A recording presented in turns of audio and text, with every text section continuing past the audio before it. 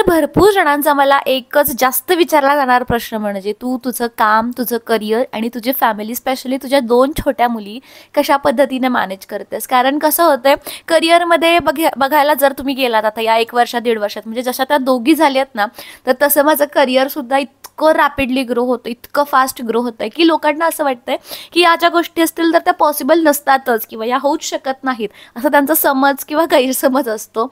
आणि त्यामुळे त्यांना भरपूर प्रश्न पडतात की कशा पद्धतीने तू मॅनेज करतेस. त्यामुळे आजचा स्पेशल व्हिडिओ मी त्याच्यावरतीच बनवलेला आहे की आपलं काम, आपली फॅमिली कशा पद्धतीने आपण बॅलन्स करू शकतो स्मूथली, सो दॅट दोन्हीकडे तुमचं जे स्पीड आहे फॅमिलीवरचं सुद्धा आणि करिअरवरचं सुद्धा, तर ते दोन्हीचं बॅलन्स होणार आहे आणि चांगल्या पद्धतीने तुमची फॅमिली लाईफ आणि तुमची प्रोफेशनल लाईफ जी आहे तर ती चालणार आहे.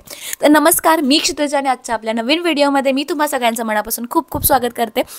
आपल्या चॅनलवरती अशाच प्रकारचं युजफुल, इन्फॉर्मेटिव्ह आणि मोटिवेशनल कंटेंट आपण बनवत असतो, स्पेशली महिलांसाठी. आणि आता तर सध्या विमेन्स डे स्पेशल सिरीज चालू आहे, लवकरच विमेन्स डे येत आहे, त्यामुळे छान छान अशा टॉपिक्सवरती व्हिडिओज तुम्हाला बघायला मिळणार आहेत. त्यामुळे अजूनपर्यंत जर सबस्क्राईब नसेल केलं तर लगेच सबस्क्राईब करा आणि तुमच्या ओळखीच्या जितक्या महिला असतील, जितके ग्रुप्स असतील महिलांचे, तर त्याच्यावरती ही व्हिडिओ फॉरवर्ड करा, कारण नक्कीच ही व्हिडिओ सगळ्या महिलांसाठी खूप जास्त महत्त्वाची ठरणार आहे. ओके, तर लगेचच चालू करूयात की वर्क आणि प्रोफेशनल लाईफ कशा पद्धतीने आपण बॅलन्स करू शकतो. तर याच्यामध्ये कुठल्याही प्रकारचं रॉकेट सायन्स नाही आहे किंवा अशक्य अशी वाटणारी गोष्ट नाही. सगळ्यात महत्त्वाच्या गोष्टी आहेत म्हणजे एकतर तुमची स्वतःची इच्छा, तुमचं करायचं आहे, करिअर करायचं आहे, तर ही असली पाहिजे आणि नक्कीच तुम्ही त्याच्यामध्ये एंटर करू शकता. जर तुमची स्वतःचीच इच्छा नसेल आणि कोणतरी बळजबरी करत असेल, मग तुम्ही करू शकत नाही. स्वतःची जर इच्छा असेल, एफर्ट्स घेण्याची ताकद असेल, फ्लेक्झिबिलिटी असेल, ॲडजस्ट करण्याची ताकद असेल, तर नक्कीच या गोष्टी तुमच्यासाठी पॉसिबल होऊन जातील. तर सगळ्यात पहिला मी तुम्हाला सांगेल की plan and organize your schedule. तुमचं दिवसभराचं जे काही शेड्यूल असतं ना, तर ते प्लॅन करा. आता इथे काही फिक्स टायमिंग मी तुम्हाला सांगत नाही, बट सांगते मी काय करते. तर ही माझ्याकडे एक बुक आहे, डेली माझी डायरी आहे. तर याच्यामध्ये मी आज दिवसभरामध्ये काय काय करणार आहे, माझे लाईव्ह लेक्चर्स कधी आहेत किंवा आज काय मला कोणाला कॉल्स वगैरे करायचे आहेत, तर हे सगळं डिटेलमध्ये या डायरीमध्ये लिहिलेलं असतं. डेली, वीकली, मंथली, इयरली सगळं लिहिलेलं असतं. त्यामुळे इन केस मी उठल्या पहिला ही डायरी सकाळी 11 वाजता बघते, उठल्या इन द सेन्स. त्यामुळे मला थोडंसं बेटर पडतं की माझं काम जे आहे तर ते स्मूथली चालेल, कारण भरपूर गोष्टी घरातल्या गोष्टींमुळे माझ्या डोक्यातच नसतात की यांना कॉल करायचा आहे वगैरे. तर यस, माझ्याकडं असं काही मी 100% व्यवस्थित प्रोफेशनल लाईफ माझी चाललेली आहे असं नाही. कधी कधी काही कॉल्स असतील तर ते राहून पण जातात, बट स्टील हे जे प्लॅनर आहे, हे जे शेड्यूल आहे, तर ते मी कॅरी करते, सो दॅट इझिली हे सगळ्या गोष्टी होतील. तुम्ही तुमच्या मोबाईलवरती कॅलेंडर असेल, स्टिकी नोट्स असतील किंवा भरपूर असे आता प्लॅनरचे वेगवेगळे ॲप्स आलेले आहेत, तर ते यूज करू शकता आणि तुमचं डेली रुटीन काय काय असणार आहे तर ते त्याच्यामध्ये नोट डाऊन करून ठेवू शकता. त्याच्यानंतर आता भरपूर जण तुम्हाला सांगतात की सेट अ फिक्स्ड रुटीन. तर फिक्स्ड रुटीन ठेवण्याच्या ऐवजी मी तुम्हाला सजेस्ट करते की फ्लेक्झिबल रुटीन ठेवा. पाणी बघा, जिकडे त्याला वाट मिळेल ना तिकडं ते जात असते. त्याच पद्धतीने तुमचं रुटीन ना फ्लेक्झिबल ठेवा. म्हणजे आता लहान मुलं जर स्पेशली तुमच्याकडे असतील ना, तर काय असं तुमचं फिक्स नसते की ह्या टायमिंगला हेच करणार. म्हणजे माझं असं काही फिक्स नसते की 11 वाजता मी काम करायला चालू करेन. कधी कधी 12 वाजतात, कधी कधी 1 वाजतोय तरी मला काम करायला मिळत नाही. त्यामुळे माझं रुटीन ना फ्लेक्झिबल असतं. जसं मुलांचं चालू असतं ना, तर त्या पद्धतीने मी माझं काम जे आहे तर ते ॲडजस्ट करते. कधी कधी मी सकाळी 5 वाजता उठते, 5 ते 9 ह्या दोघी उठायच्या आधी मी माझं काम आवरून घेते. कधी कधी मी काय करते, रात्री 12 ते 3 जागते, मग त्या पद्धतीने करते. म्हणजे सकाळी जमते, संध्याकाळी जमते, दुपारी जमते, कधी तुम्हाला जमतंय ना, तर त्या वेळेला तुमचं काम शेड्यूल करा आणि त्या अकॉर्डिंगली करा. पण करा, जे मुलं झोपली आहेत, मला आता सकाळी उठायलाच होत नाही, मी उठू शकत नाही, जर असं तुमचं नाचा पडा लावलात ना, तर मग गोष्टी पॉसिबल होणार नाही. जर नक्कीच तुम्हाला काहीतरी out of the world achieve करायचं असेल, तर आउट ऑफ द वर्ल्ड गोष्टी तुम्हाला करायला पाहिजे. तुमच्या कम्फर्ट झोनमधून तुम्हाला बाहेर पडलं पाहिजे आणि नक्कीच काम करायला पाहिजे. हां, तर रेस्ट तुम्हाला महत्त्वाचे आहे. दिवसातून ॲटलिस्ट मी 6 ते 7 तास झोपते, नक्कीच झोपते, बट स्टील कामाला माझी फर्स्ट प्रायोरिटी आहे आणि तितकीच माझ्या मुलींना माझी फर्स्ट प्रायोरिटी त्यासुद्धा आहेत. त्यानंतर नेक्स्ट आहे प्रायोरिटाईज युअर टास्क. आता प्रायोरिटाईज युअर टास्क म्हणजे काय, कुठलं काम महत्त्वाचं आहे आणि कुठलं काम कमी महत्त्वाचं आहे, तर हे थोडंसं लक्षात घ्या. फॉर एक्झाम्पल बघा, आता माझे काही रेकॉर्डिंग्स असतात, माझे यूट्यूबचे व्हिडिओज असतात, भरपूर वेगवेगळ्या गोष्टी माझ्या कामाशी रिलेटेड असतात. तर कुठली गोष्ट मला आत्ता लगेच करायची आहे आणि कुठली गोष्ट जी आहे तर ती मला नंतर करायची आहे. तर हे थोडंसं तुम्ही प्रायोरिटाईज करा, मग नक्कीच तुम्हाला बेटर राहील. किंवा आता समजा आता पहिली प्रायोरिटी आहे की मला मुलींना जेवण बनवून द्यायचं आहे, खाणं बनवून द्यायचं किंवा त्यांना भरवायचं आहे, ही प्रायोरिटी असेल ना, तर ते काम पहिला करा. प्रायोरिटी लिस्टप्रमाणे तुमची कामं करा. अकॉर्डिंगली तुम्हाला खूप जास्त हेल्प होईल, खूप जास्त बेनिफिशियल होईल. कारण कसं असतं ना, जर तुमचं रुटीन व्यवस्थित असेल, ठीक आहे, जर तुमचं रुटीन व्यवस्थित असेल ना, तर तुम्हाला फायनान्शियल, फिजिकल आणि मेंटल पीस जो आहे ना, तर तो मिळतो. रुटीन जर खराब असेल ना, तर हे तिन्ही पेस मिळत नाहीत. म्हणजे एक तर फायनान्शियल नाहीच, करिअर जर व्यवस्थित नसेल तर फायनान्स कुठून मिळणार आहे. त्यानंतर फिजिकल म्हणायला गेला तर तिथे पण तुम्हाला प्रॉब्लेम येतो आणि मेंटलला तर बराच प्रॉब्लेम येतो. म्हणजे आपल्याला असं वाटतंय की माझ्यासोबत कसं का होतंय, मलाच का नाही वेळ मिळत आहे, मीच का टाईम मॅनेज करू शकत नाही आहे. बाकीच्या माझ्या कलिग्स असतील किंवा मैत्रिणी असेल तर त्या इझिली टाईम मॅनेज करतात. त्यांचे कंडिशन्स वेगळे असतात, त्या ज्या डिफिकल्टीजमधून जातात, त्या ज्या हार्डशिप्समधून जातात, तर ते वेगळं असते. तर स्वतःला इतरांसोबत कम्पेअर करू नका. तुमचं स्वतःची लाईफ वेगळी आहे, त्या अकॉर्डिंगली तुम्ही काम करायला काय करा, चालू करा. त्यानंतर नेक्स्ट आहे sick support and delegate task. आता सीक सपोर्ट म्हणजे काय, इन्व्हॉल्व युअर फॅमिली. आता सगळ्यांच्या बाबतीत या गोष्टी पॉसिबल होतील असं नाही, बट यस, जर तुम्हाला पॉसिबल असेल तर फॅमिलीची मदत घ्या भरपूर अशा गोष्टींमध्ये. फॉर एक्झाम्पल ब्रेकफास्ट बनवताना काही मदत तुम्हाला मिळते, डिनरला, लंचला काही मदत मिळते कोणाची फॅमिली मेंबर्सची, किंवा मुलं सांभाळायला मदत मिळते. तर जिथं जिथं मदत मिळते तर नक्कीच तिथं तुम्ही मदत घेतली पाहिजे. Hire help if needed. जर मदतीची गरजच असेल तर खरंच हेल्प लावा. जसं की फॉर एक्झाम्पल घरातली छोटे छोटे हे असतात, जसं की आपण कपड्यासाठी वॉशिंग मशीन ठेवू शकतो, आपली भांडी असेल तर तिथे आपण मावशी ठेवू शकतो. त्यानंतर क्लिनिंगसाठी मावशी ठेवू शकतो. काही जणांना नाही आवडत तर स्वतः क्लिनिंग करतात, तर वेल अँड गुड आहे. काही जण कुकिंगसाठी सुद्धा ठेवतात.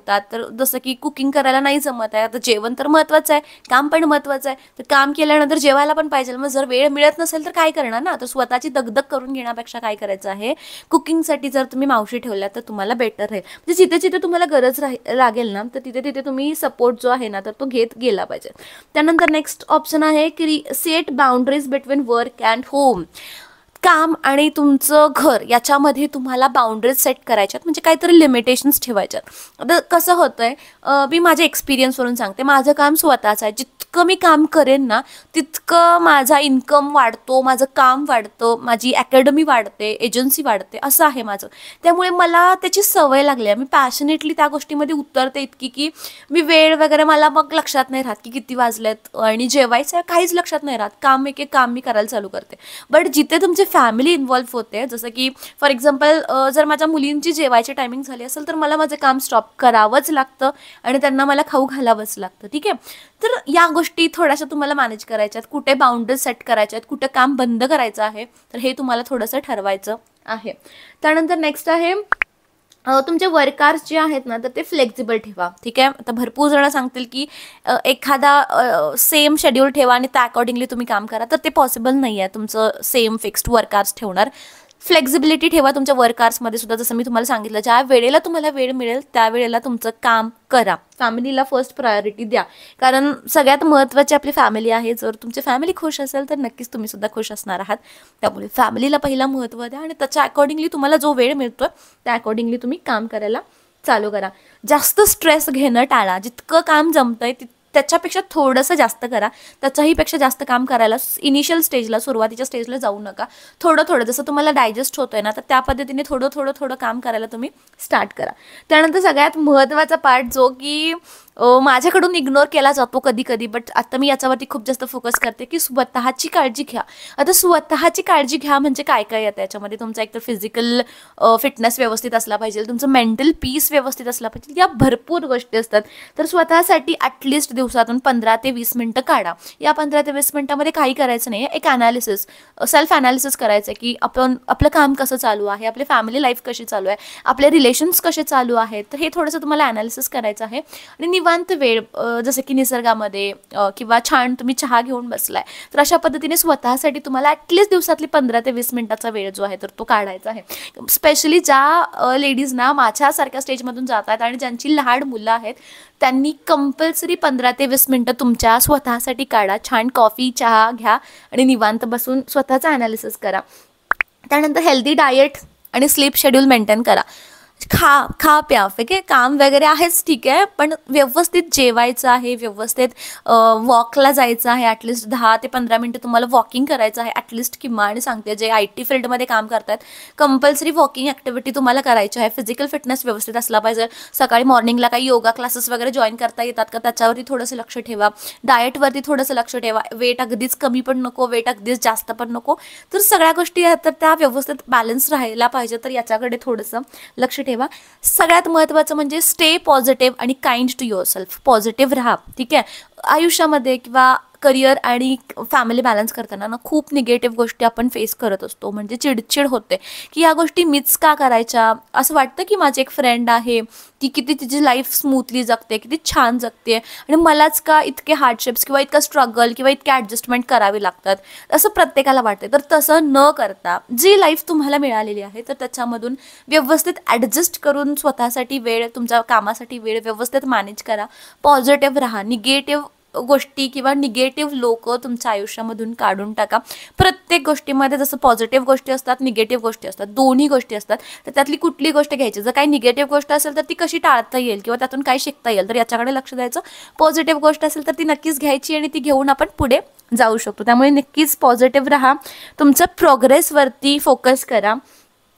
परफेक्शनची गरज नाही आहे इथे, ठीक आहे. परफेक्टच असलं पाहिजे सगळ्यात. फॅमिलीच्या लाईफमध्ये परफेक्ट असलं पाहिजे, करिअरमध्ये परफेक्ट असलं पाहिजे असं नाही आहे. प्रोग्रेसवरती डे बाय डे छोटा छोटा जरी डायजेस्ट करताना तर प्रोग्रेसवरती फोकस करा. परफेक्शनवरती सध्या फोकस करू नका. परफेक्शन ऑटोमॅटिकली येऊन जाईल, ठीक आहे.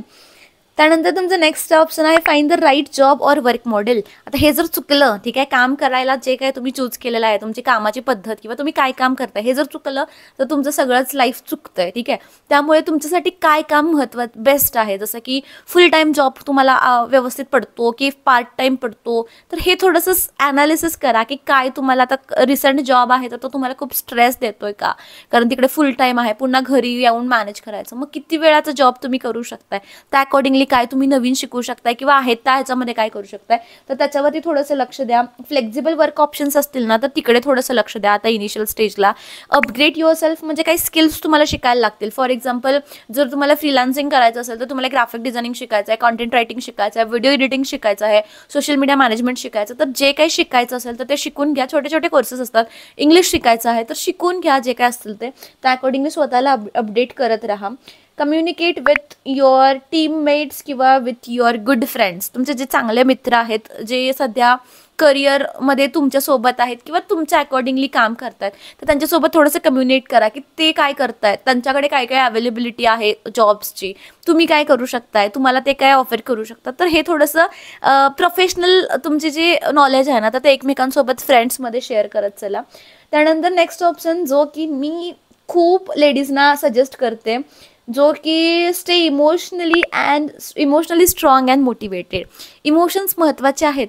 म्हणजे कधी कधी ना असं आपल्याला वाटतं की आपण खूप तुटलेलो आहोत, आपल्याला कोणाचीच मदत मिळत नाही आहे, सगळ्या गोष्टी आपल्याला एकट्यालाच कराव्या लागतात. त्यामुळे कधी कधी असं होतं आहे, पर्सनल एक्सपिरियन्सवरून सांगते, कधी कधी असं होतं की इतका राग येतो सगळ्यांचा, स्वतःचा राग येतो, आपल्या कंडिशन्सचा राग येतो, रडायलासुद्धा येतं. तर अशा भरपूर गोष्टी आपल्या लाईफमध्ये घडतात. बट स्टील रडायला आलं ना, रडायचं, 1-10 मिनटं रडायचं, मन मोकळं झालं की पुन्हा कामाला चालू करायचं. राग आलाय ना, राग व्यक्त करायचा, मन हलकं झालं की पुन्हा कामाला चालू करायचं. म्हणजे त्या गोष्टीला स्टिक करायचं नाही. एखाद्या व्यक्तीमुळे मला आज माझं काम करता आलं नाही ना, मला खूप राग येतो, मला प्रचंड राग येतो, पण ते तिथल्या तिथं म्हणजे 10-15 मिनिटाचा राग असतो तो तिथं सोडून द्यायचा आणि पुढे आपलं जे काम आहे तर ते कंटिन्यू करायचं. कारण राग करून, द्वेष करून, रडून कुठल्याही गोष्टी आपल्यासाठी सोप्या होणार नाहीत, उलट ते अजून जास्त कठीण किंवा अजून जास्त अवघड होणार आहेत. त्यामुळे तुमचे जे काही इमोशन्स असतील ना तर ते त्या जागी व्यक्त करायचे, मूव्ह ऑन करायचं, ठीक आहे. जर निगेटिव्ह इमोशन्स असतील ना तर ते व्यक्त करून लगेचच मूव्ह ऑन करायचं आणि लगेचच पुढे जायला चालू करायचं. Celebrate your achievements. तुमचे अचिव्हमेंट्स सेलिब्रेट करा. जरी तुम्हाला कोण सपोर्ट करत असेल आणि नसेल तरी तुमच्या अचिव्हमेंट्स जे असतील ना, स्वतःमध्ये खुश राहा, स्वतःमध्ये सेलिब्रेट करा. माझे यूट्यूबवरती 50K सबस्क्रायबर्स झाले आहेत. मी स्वतः खूप म्हणजे मी काय काय केलं आहे माझं मला माहिती आहे. मी खूप ग्रेटफुल समजते या गोष्टी माझ्या लाईफमध्ये घडल्या. कारण मी कधीतरी ड्रीम करत होते की माझे 50K कधी होतील, 50K कधी होतील. आता लवकरच 60K होतील तुमच्या आशीर्वादाने, तुमच्या सपोर्टने. त्यामुळे लवकर चॅनल शेअर करा तुमच्या विमेन्स ज्या काही तुमच्या लाईफमध्ये आहेत त्यांना. तर आता माझ्या लाईफमध्ये असणाऱ्या लोकांना कदाचित त्याचं तितकं जास्त एक्साइटमेंट नाही आहे किंवा त्याची तितकी जास्त अप्रूपही वाटत नाही. ओके, स्टील ठीक आहे. मला माहिती आहे ना मी किती हार्डशिपमधून, किती एफर्ट्समधून मी गेलेले आहे. मी रेडी आहे. मी स्वतःला त्या स्टेजमध्ये काय काय केलेलं आहे, मी कसं स्वतःला आणलेलं आहे, तर हे मला माहिती आहे. त्यामुळे त्या कंडिशनला ॲक्सेप्ट करा आणि स्वतः तुमचं जे काही सेलिब्रेशन असेल तर ते करून घ्या. बट स्टील छोटे छोटे अचिव्हमेंट्स जे आहेत ना तर ते सेलिब्रेट करायला विसरू नका. कारण सेलिब्रेशन म्हणजे अगदी केकच कापायला पाहिजे असं नाही. आपले 50K 10K पासून सेलिब्रेशन राहिलं होतं. 10K पासून चाललं होतं की काय ना काहीतरी करायचं, काय ना काहीतरी करायचं. तर नुकतंच आता 50K आपले सबस्क्राईबर्स झाले. तर सेलिब्रेशन इन द सेन्स मी काही केक वगैरे नाही कट केलेला. आमच्या इथे जवळपास एक आश्रमशाळा आहे. तिथे त्यांना मला ॲक्च्युली काय करायचं होतं, 50 झाले ना तर त्यामुळे मला 50 विद्यार्थ्यांना असं काहीतरी पुस्तक वगैरे द्यायचं होतं. मग तिथे जाऊन मी पहिला पटसंख्या वगैरे किती आहे तर ते विचारून येऊया म्हटलं. कारण मुलं असायची भरपूर आणि मी न्यायचे 50. मग ते बाकीच्या मुलांना कसं तरी वाटणार. त्यामुळे जाऊन विचारून आले. तर ते म्हटलं, बुक्स नको आहेत आम्हाला आता सध्या, आम्हाला सध्या नाश्त्याचं सामान हवं आहे, पोहे आणि रवा हवा आहे. तर मग म्हटलं आता आपल्याला जे द्यायचं आहे तर ते त्यांना नको आहे, तर त्यांना जे हवं आहे तर तेच देऊयात. म्हणून परवा दिवशीच जाऊन तिथं मी डिस्ट्रीब्यूट करून आले जे काही खायचं सामान होतं ते. त्याचे काही फारसे क्लिप्स मी घेतलेले नाही आहेत कारण मला इंडिव्हिज्युअली या गोष्टी फारशा आवडत नाहीत. अशा पद्धतीने सेलिब्रेशन करताना आपण त्याचे फोटोज किंवा व्हिडिओज करावे. मग नक्कीच जर काही क्लिप्स मला तुमच्यासोबत शेअर करता येतील तर त्या मी नक्कीच कमिंग व्हिडिओजमध्ये तुमच्यासोबत शेअर करेन. आपलं 50Kचं सेलिब्रेशन, यस सेलिब्रेशन करा. कोणत्या मेथडमध्ये करता, अगदी केकच कापायला हवा असं काही नाही. तुम्हाला ज्या मेथडमध्ये करायचं आहे तर त्या मेथडमध्ये सेलिब्रेट करा. त्यानंतर महत्त्वाचं म्हणजे find inspiration from other women. इतर महिलांकडून इन्स्पिरेशन घ्या. आता तुमचे मला भरपूर कमेंट्स येत असतात की तुमच्याकडून आम्ही इन्स्पिरेशन घेतोय, तर माझ्याकडून घ्याच. पण माझ्यासारख्या अजून भरपूर लेडीज असतात जसे की स्पोर्ट्समध्ये असतील, त्यानंतर फायनान्स सेक्टरमध्ये असतील, पॉलिटिक्समध्ये असतील, तर अशा भरपूर बिझनेसमध्ये असतील, तर अशा भरपूर वेगवेगळ्या महिला असतात ज्यांनी त्यांच्या लाईफमध्ये ना खूप हार्डशिप्समधून इथंपर्यंत आलेल्या असतात. तर त्यांच्याकडून मोटिवेशन घ्यायला कधीच विसरायचं नाही. तर मी माझ्या लाईफमध्ये सांगते सुधा मूर्ती, तर त्यांचं मी भरपूर इंटरव्ह्यूज, भरपूर त्यांच्या गोष्टी ऐकते कारण त्या इतक्या श्रीमंत असून सुद्धा ग्राउंड टू अर्थ आहेत आणि खूप टिप्स ट्रिक्स त्या सांगत असतात स्टुडंट्सना असतील किंवा आपले फॅमिली रिलेशन्स कसे हेल्दी करायचे याच्याशी रिलेटेड असतील किंवा व्यवसायामध्ये कसं उतरायचं याच्याशी रिलेटेड असतील, भरपूर सांगत असतात. त्यामुळे तुमच्या लाईफमध्ये अशा काही इन्स्पायरिंग विमेन्स ठेवा की त्यांच्याकडे बघितल्यावर तुम्हाला वाटलं पाहिजे की हां मला असं व्हायचं आहे किंवा मला असं करायचं आहे आणि त्यांना नक्कीच फॉलो करा. त्यांच्या लाईफमध्ये त्या ज्या प्रोग्रेस करतायत किंवा त्या ज्या अचिव्हमेंट्स करतायत ना ते बघून तुमच्यामध्ये सुद्धा भावना होईल की हे आपण सुद्धा करायला हवं, हे आपण सुद्धा अचिव्ह करायला हवं आणि आपण सुद्धा करू शकतो. हे भावना तुमच्यामध्ये आली पाहिजेत, स्वप्न बघितली पाहिजेत. स्वप्न तुम्हाला त्याच्यामधून जी आहे तर ती आली पाहिजेत. ओके, तर हे होते माझे टॉपिक्स. मी तुमच्यासाठी स्पेशली हे जे टॉपिक्स होते तर ते नोट डाऊन करून घेतले होते इथे आणि तेच मी तुम्हाला सांगत होते. तर आय होप हा व्हिडिओ तुम्हाला खूप जास्त इन्फॉर्मेटिव्ह वाटला. जर व्हिडिओ आवडला असेल तर चॅनलला लाईक, शेअर आणि सबस्क्राईब करायला विसरू नका. अपडेट्स होते. ग्राफिक डिझायनिंगचा जो क्लास आहे तर तो 3 मार्चला चालू होतोय दुपारी 2 आणि रात्री 8. स्पोकन इंग्लिशचा जो क्लास आहे तर तो 10 मार्चला चालू होतोय. सेम टायमिंग दुपारी 2 आणि रात्री 8ची टायमिंग आहे. त्यामुळे जर नक्कीच तुम्हाला कोर्सची इन्क्वायरी करायची असेल तर नक्कीच खाली व्हॉट्सअप नंबर दिलेला आहे किंवा डिस्क्रिप्शनमध्ये सुद्धा नंबर अवेलेबल आहे, त्याच्यावरती तुम्ही कॉल करू शकताय. कॉल रिसीव्ह नाही केला तर रवीना कॉल करेल किंवा तुम्ही सिम्पली व्हॉट्सअप जे आहे तर ते ड्रॉप करू शकताय. डिटेलमध्ये इन्फॉर्मेशन जी आहे तर ती मिळून जाईल. ओके, तर आपला सिरीज स्पेशली विमेन्स डे चालू आहे त्यामुळे येणार आहे, त्यामुळे स्पेशली आपण ही सिरीज बनवतोय. त्यामुळे व्हिडिओ जास्तीत जास्त महिलांपर्यंत पोहोचवा आणि आता आपले 56,000 सबस्क्रायबर्स झालेले आहेत. लवकरच 1 लाखापर्यंत आपल्याला पोहोचायचं आहे आणि हे सगळं फक्त आणि फक्त तुमच्या मदतीसोबत मला करायचं आहे. तुमच्या मदतीमुळेच हे सगळं शक्य आहे. त्यामुळे असंच प्रेम, असाच सपोर्ट आपल्या व्हिडिओवरती, आपल्या चॅनलवरती दाखवत राहा. Thank you so much for watching. Keep supporting. Bye.